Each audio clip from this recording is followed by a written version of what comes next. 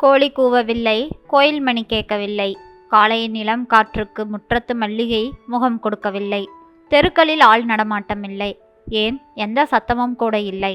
அவள் இலங்கையிலுள்ள தனது வீட்டிலிருந்து அதிகாலையை லண்டனில் எதிர்பார்க்க முடியாது என லட்சுமி தனக்குள்ளே சொல்லிக்கொண்டாள். ஆமாம், இது லண்டன். எங்கேயோ ட்ரெயினோடும் சத்தம் கேட்கிறது. இன்னும் கார்களின் சத்தம் ஆரம்பிக்கவில்லை. சுவர் கடிகாரத்தில் அலாரம் கிளாக் சில சிவப்பு நம்பர் மணி 5ஐ காட்டியது. அவள் முதுமை சில வேளை அவள் எங்கிருக்கிறாள் என்ற நினைவை குழப்புகிறது. பழைய நினைவின் எதிரொலிப்புகள் அவள் நெஞ்சில் நெருப்பாய் தாக்குகின்றன.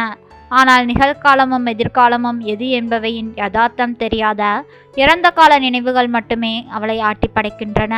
லட்சுமியின் கண்களில் நீர்க்குளம் கட்டியது. இன்று அவளால் மறக்க முடியாத நாள். மறக்க முயல்வதால் திரும்ப திரும்ப நினைத்து நிகழ்ச்சிகள் எல்லாம் சிலையாய் படிந்துவிட்டன அவள் சிந்தனையில். விம்மல் வெடிக்க பார்த்தது. ஆனால் அவளின் விம்மல் சத்தத்தில் பக்கத்து அறையில் படுத்திருக்கும் மகள் சிவசக்தியும் கணவன் ராமநாதனும் எழும்பி விடுவார்கள் என்பதால் அவள் தன் விம்மலை அடக்கி கொண்டாள். ஆனால் ஏனோ அவர்களும் இன்று அதிகாலையில் நேரமே எழும்பிவிட்டார்கள். லட்சுமியின் அடிவயிற்றில் ஒரு நோ. இப்படித்தான் 30 வருடங்களுக்கு முன்னால் துடித்தாள். மகனின் பிரசவ வேதனையில் துடித்தாள். அவன் பிறந்த அன்றே அவன் ஏதோ ஒரு காரணத்தால் இறந்திருந்தால் லட்சுமி அந்த வேதனையை 1 வருடத்திலோ 2 வருடத்திலோ மறந்துவிட்டு போயிருக்கலாம். அவளின் பிரசவ வேதனையில் துடித்த பொழுது அம்மாவை காப்பாற்ற முடியுமா, அல்லது தாயின் உயிரை விட குழந்தையின் உயிர் முக்கியமா என மருத்துவர் போராடும் பொழுது அவள் தனது மகன் உயிருடன் பிறக்க வேண்டுமென எத்தனை கடவுள்களையெல்லாம் வேண்டிக் கொண்டாள். ஆண்டவா, அவதார புருஷனே, என் குழந்தையை காப்பாற்றித்தாயே என கதறினாள். அந்த கதறுகளுக்கு செவி கொடுத்த ஆண்டவன் அவளின் அருளிய செல்வத்தின் மகனே 20 வயதில் யமதூதர்கள் போல் இலங்கை இராணுவம் வந்து இழுத்து கொண்டு போய் அவளின் கதறலை ஆண்டவன் செவி மறுத்துவிட்டான். தூரத்தில் இன்னும் ஒரு ட்ரெயின் சத்தம் ஓடியது. அந்த சத்தத்தில் பக்கத்து அறை கதவு திறக்கப்படும் சத்தமும் கூட. லட்சுமியின் மகள் சிவசக்தியின் கணவர் எழும்பி, தன் அறை கதவு திறக்கப்படாதா? அம்மா, நான் கோயிலுக்கு போயிட்டு வரேன் அம்மா என அவள் அருமை மகன் ராகவன் சொல்ல மாட்டானா? இறந்தவர்கள் எல்லாம் திரும்பி வருவார்களா? என் மகன் திரும்பி வரமாட்டானா? பேதை தாயின் புலம்பல் சத்தம் தான் இவை. அம்மா, தேநீர் போடட்டுமா? இது மகள் லட்சுமி சிவசக்தியிடம் கேட்கவும் உருவமறை வாசல் நிலவை தட்டியது. முன்னறையில் வெளிச்சத்தில் அவள் உருவம் ஒரு சிலை போல் வந்து இருந்தது. மகள்கள் எல்லாம் பிறப்பதற்கு 2 வருடங்களுக்கு முன் பிறந்தவள் தான் சிவசக்தி. லட்சுமி செல்வராசா தம்பதிகளுக்கு கல்யாணி, காயத்ரி, சிவசக்தி என 3 பெண் குழந்தைகள். அவள் கணவன் 3 பெண் தெய்வத்தை பெற்றுத்தந்த தாயே என அவளை அணைத்து கொண்ட பொழுது திரிபுர சுந்தரிகள் மாதிரி பிறந்த நாளிலிருந்து மூத்த மகள் காயத்ரி, முதல் மகள் என்ற செல்லத்துடனும் 2ஆம் மகள் கல்யாணி பெண்மையின் மென்மை லலிதம் உடம்பெல்லாம் பிரதிபலிக்கும் அழகுடன் வளர்ந்தவர்கள். தந்தையர் தெரிவு செய்த எதிர்காலத்தை தலைகுனிந்து ஏற்றுக்கொண்டவர்கள்தான் இந்த 3 பெண்களும்.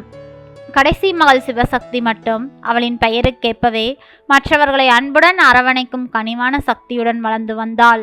அவள் லட்சுமியின் 3ஆம் குழந்தையாக தனது வயிற்றில் வந்ததும் இந்த குழந்தை என்றாலும் ஆண் குழந்தை பிறந்தால் சிவகுமாரன் அல்லது மூர்த்தி என பெயர் வைப்பதாக பிரார்த்தனை செய்திருந்தாள் லட்சுமி. குழந்தை பிறந்தது பெண்ணாக இருந்ததும் மகனுக்கு நினைத்து வைத்திருந்த பெயர்களில் ஞாபகமாகவே சிவசக்தி என பெயர் வைத்து அழைக்கப்பட்டாள். சிவசக்தி பிறக்கும்போது அவளின் மற்ற மகள்களெல்லாம் 7 வயதும் 9 வயதும் முழுநேர பாடசாலைக்கு போக தொடங்கிவிட்டார்கள் இருவரும். அதனால் சிவசக்தி தாயின் முழு கவனத்திலும் ஒரு தேவதை மாதிரி மிக மிக அன்புடன் வளர்க்கப்பட்டாள். அவள் தனது வயிற்றில் குழந்தையாக இருக்கும் பொழுதே ஒரு ஆண் குழந்தையாக இருக்க வேண்டும் என்ற பிரார்த்தனையை சிவசக்தியின் அழகும் அறிவும் மறக்க பண்ணிவிட்டது. சிவசக்தி அவளது தமக்கைகளை விட வித்தியாசமாகவே இருந்தாள். 6 வயதிலேயே தகப்பன் செய்யும் தொழிலுக்கு சில நேரங்களில் உதவியாக போய் முன்னின்று உதவுவாள். அவள் பிறந்து 2 வருடங்கள் கழித்து லட்சுமியின் பிரார்த்தனை செய்தது போலவே ஒரு ஆண் குழந்தை பிறந்ததும் அது தனக்கு சிவசக்தியின் அதிர்ஷ்டத்தால் தான் பிறந்தது என மனதுள் நினைத்து கொண்டாள் லட்சுமி. தனது தம்பி கவனை அள்ளி அணைத்து விளையாடினாள் சிவசக்தி. ராகவனை இராணுவம் இழுத்து கொண்டு போன நாளிலிருந்து சிவசக்தி பட்ட பாடு துன்பமெல்லாம் சொல்லில் அடங்காது. ஆனால் தங்கள் ஒரே ஒரு மகனை இழந்த பெற்றோர் தாங்காத துயரில் தவித்தபோது தனது துயரை அடக்கி கொன்று அவர்களுக்கு ஆறுதலாக அவர்களை பராமரித்தாள் சிவசக்தி. மறுபடியும் ஒரு அம்மா தேநீர் போடட்டுமா? சிவசக்தி தாயின் மறுமொழிக்காக இன்னும் கதவடியில் காத்திருக்கிறாள். சிவசக்திக்கு தனது தாய் இப்போது என்ன நினைத்து கொண்டு துயர்படுவாள் என நன்றாகவே தெரியும். இன்று அவளின் தம்பி பிறந்த தினம். அத்துடன் இலங்கை இராணுவத்தினால் அழைத்து செல்லப்பட்ட நாளும் இன்றுதான். 20ஆம் பிறந்த நாளை கொண்டாட தாயிடம் ஆசீர்வாதம் வாங்க பல்கலைக்கழகத்திலிருந்து வந்தவனை காலன் தேடி வந்து விட்டானோ? அது நடந்து இன்றுடன் 10 வருடங்களுக்கும் மேலாகிவிட்டன. அப்போது இலங்கை இராணுவம் பயங்கரவாதிகளை தேடுவதாக பல நாட்கள் ரோந்து என்ற பெயரில் ஊழிக்கூத்தாடத் தொடங்கிவிட்டார்கள். தங்கள் குஞ்சுகளை காப்பாற்றும் தாய்க்கோழிகள் மாதிரி தமிழ் தாய்கள் தங்கள் குழந்தைகளை பாதுகாக்க துடிதுடித்தார்கள். லட்சுமியின் தன் குஞ்சுவை காப்பாற்ற துடித்தாள். ஆனால் முடிந்ததா? லட்சுமியின் கண்களில் நீர் நிறைந்து கன்னங்களில் புரண்டது. சிவசக்தி இன்னும் அரை வாசலில் தான் நின்று கொண்டிருக்கிறாள். அவள் தனது தாயின் வேதனையை புரிந்து கொண்டவள். அம்மா என்று அழைத்தபடி தாயின் பதிலுக்காக கதவடியில் காத்திருந்த சிவசக்தி தனது தாயின் கட்டிலில் அருகே வந்து உட்கார்ந்தாள். பல்கலைக்கழகம் படிப்பை முடித்துக்கொண்டு சிவசக்தி தனது எதிர்கால கனவுகளுடன் வீடு திரும்பிய பொழுது அவளின் தம்பியை இராணுவம் இழுத்து கொண்டு போனது. அப்போது அவளின் 2 தமக்கைகளும் திருமணமாகி வெளிநாடுகளுக்கு போய்விட்டார்கள். துயரா துடித்த தாயை தன் அரவணைப்புக்குள் பராமரித்த தாயாக மாறியவள்தான் சிவசக்தி. இப்போது தனது தாயை பார்த்தபடி மௌனமாக இருந்தாள். கணவர் அதிகாலையில் அதிக தூரத்துக்கு வேலை செல்பவர். அவர் கிளம்பி போய்விட்டார். தாயை கனிவுடன் பார்த்தாள் சிவசக்தி. மகள் ஏதோ சொல்ல போகிறாள் என்பதை அவள் தாய் லட்சுமிக்கு நன்றாகவே தெரிந்தது. அம்மா, நாங்க இரண்டை கோயிலுக்கு போலாமா இன்னைக்கு? சிவசக்தி நேரடியாக தாயை பார்த்து கேட்டாள். லட்சுமி துயருடன் தன் மகளை பார்த்தாள். கண்களில் நீர், முகத்தில் சோகம். தாயின் தவிப்பு மகளுக்கு நன்றாகவே புரிந்தது. என் மகன் உயிருடன் பார்க்கும் வரை எந்த இடமும் நகரமாட்டேன் என இலங்கையில் இருந்த தாயை லண்டனுக்கு அழைக்க சிவசக்தி பட்ட பாடு ஏராளம்.